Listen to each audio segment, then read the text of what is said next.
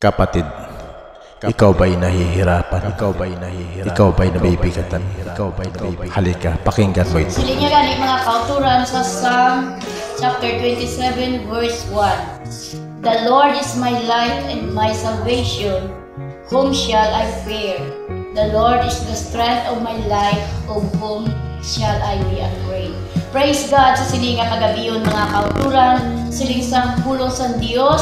Ang Dios aton kapawa kag aton kaluwasan mga kauturan. Praise God.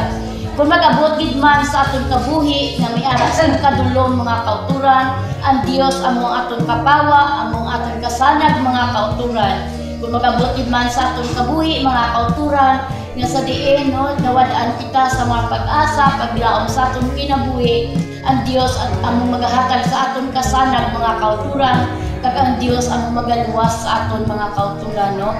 May ara kita mga ginakakulbaan, may ara kita mga kauturan nga mga fear sa aton kabuhi, apang ang Dios siling niya among aton salvation, amo ang aton mga kauturan, magabulig sa aton mga kauturan. Whom shall I fear? Kay sino bala kita dapat magkahadlok, di ba wala mga kauturan? Kag sige pagali sa pulong sa Dios, ang Dios aton kusog aton kabuhi mga kauturan. Kay sino bala kita dapat magkahadlok?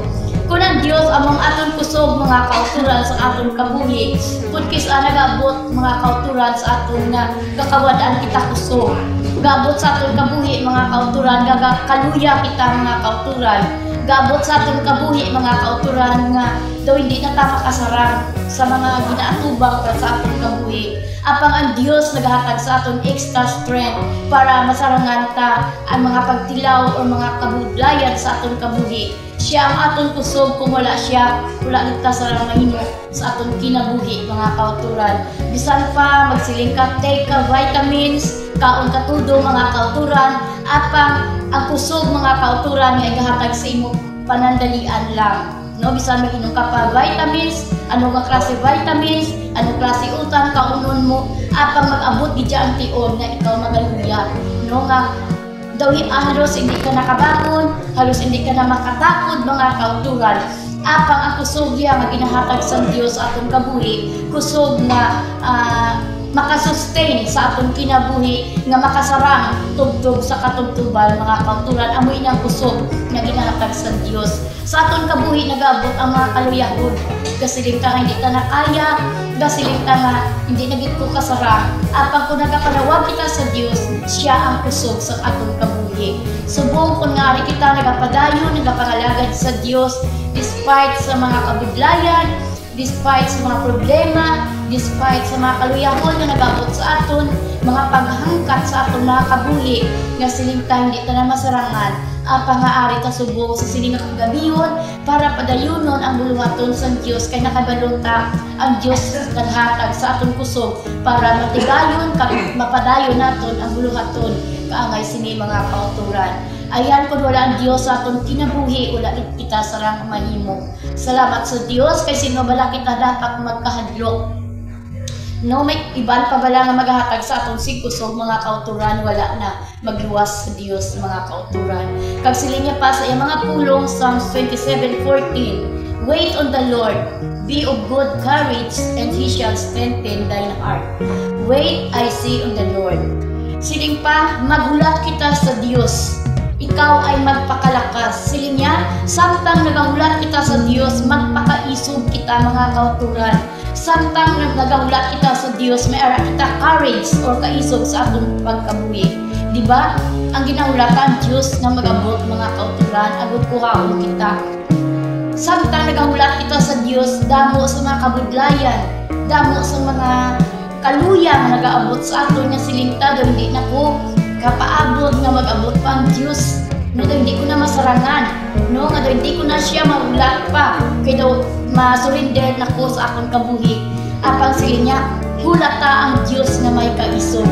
Kumbaga, samtang ginahulata ang Diyos, kinahanglan tindog ta nga mabakod mga kauturan nga nagahulat sa Dios. Kay kung hindi ta magpakabakod, hindi ta maghulat nga may kusog kita mga kauturan, hindi ta niya masakwan nga nagapabilit nga nagapangalagad sa iya. Kag hindi ta makita ang Dios nga atong ginaalagad nga amo atong ginapaka kabuhi nga gusto ta makita ang aton manunuga, ang aton Dios. So paano ta siya makitaan, paano ta siya maabtan mga kauturan kung hindi ta magpabilin na magpakabakod. Kung pareha subong ang ginahimo ta nagapakabakod ta, gahimo ta sa buluhaton sa Dios kay para magbakod ta. No, kanya-kanyang ideya mga kauturan, no? Ang family is seryoso, ari ta di subong biskan pilalang ta, nagapabilin ta kay amo ini ang pinaka nami nga butang nga makahatag sa aton kabakod, no? Kung atong kita subong sa aton panimalay, ayhan ano nga kabakod ang madulot sa imo. Ayhan makahatag kabakod bisan magsili ka pa nga dili lang ko may lang ko di kay para dili makapahuway ko, makakuha ko kusog. Apang bisan ano pangatulog mo, ano pangapahuway mo, wala sa kabakod nga mag-abot sa imong kaamay sa kabakod na ginahatag sa Dios. So, kinahanglan ta magpakabakod, magpakaisog mga kauturan at kagsilingya at magdalang kapang no nga may kaisog mga kauturan, tindog nga maisog mga kauturan sa imong nga tagipusukon. Kag gulata ang Dios. Oo, umasa ka sa Panginoon. Saligan tayo ang Diyos mga kauturan, kay siya yung Diyos nga masaligan. Hindi siya tao, nga kung ang tao magpromisa, hindi siya basta-basta lang kung magpromisa, hindi iya pagtumanon. Siya ang nagapromisa na nagatuman sa iya mga promisa. Hindi siya kaangay sa mga tao, nga kung magpromisa, lain subong, lain naman buwas. Hindi ta masaligan ng tao, even ang aton family. Hindi ta sila masaligan mga kauturan. May isa lamang nga dapat na pagasaligan amo ang Dios mga kauturan. Amo na nga nagasiling sa iya sa mga pulong nga unahon lamang naton ang Dios sa tanan nga butang. Una sa atong pamilya, una sa atong trabaho, una sa anuman nga butang. Seek ye first, unaha ang Dios sa tanan nga mga tinion sa imo kinabuhi. Kay ang tanan nga mga butang igadugang lamang niya sa imo. Ginahigugma mo bala ang Dios labaw pa sa mga ina nga butang. Siling pa, kinanglan ang Diyos maimon. Kinanglan, alagadon ta siya nga wala sing katupong or wala na magiwas pa sa iya mga kauturan. So sa siling nga kagabi yun, kabay pa nga ang mga pulong sa Diyos, naghatag sa aton courage, naghatag sa aton strength, naghatag sa aton kabakod mga kauturan, kumbaga inspirasyon nga makapadayon sa pag-alagad sa Dios. Kaya kung atong dumdumon, kay sino pa bala kita makadto, kay sino pa bala kita magpalapit, magluwas sa Dios. Wala na kita sa pwede pa saligan, wala na kita sa pwede pa nakatuan nga pangayuan sa bulig, magluwas sa Dios mga kauturan.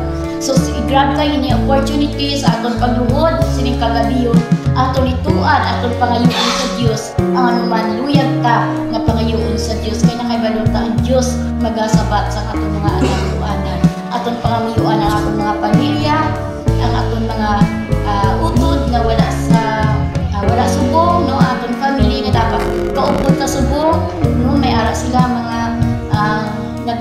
pangamalabag kung wala sila subong na kalambot, pangamayuan taman ang aton mga pamilya nasa diin sa atong pag-alalagad, tingog kita nga nagapangalagad sa Dios. Wala sa imposible sa Dios nga atong ginaalagad. Salamat sa mga jutay nga tinion, nga kalambot kita sa sining nga duog sa biyak sa mainulan ng Dios. Praise God, sa sining nga kagabiyon mga kauturan. At least kita magaluhod ato na bawo na isa